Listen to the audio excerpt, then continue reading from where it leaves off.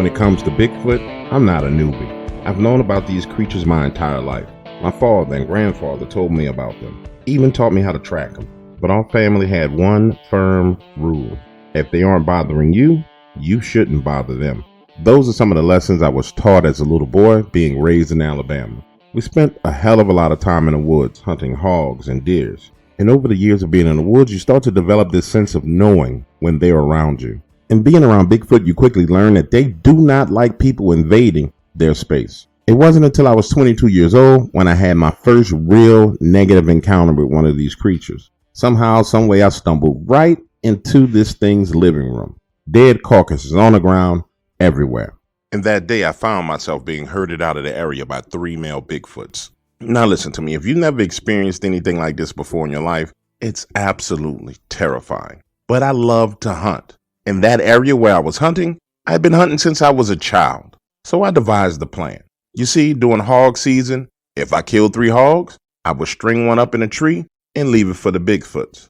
And moving forward over the years, I learned that these things were always watching me. So instead of fighting with them over food, hell, I would just leave them some. Once I instituted this technique, I never ever had a problem with them trying to run me out of the hunting area. They knew when I came into that area, they were getting a free meal.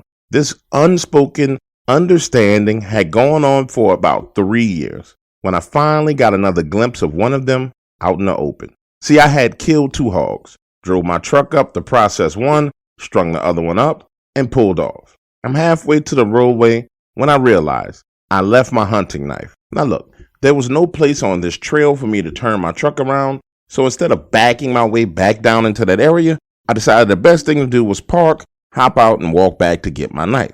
And as I'm walking upon a clearing, the air changes. This heavy, musty scent can be smelled, and you can feel this presence. And as the woods opened up into that clearing where I hung the hog, there it was, 9 feet tall, walking with that hog across its shoulders. But I noticed something. This creature had a stiff leg.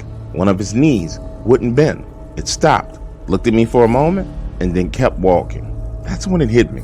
I'd probably been helping this same Bigfoot over and over again. I mean, how could it possibly hunt in that kind of condition? Now fast forward 2 years later. Now you know Dark Waters is not about to give it all away for free. Want the rest of this story? Go to IamDarkWaters.com and become a member today. Only $4.99 per month gives you access to this library of true horror stories.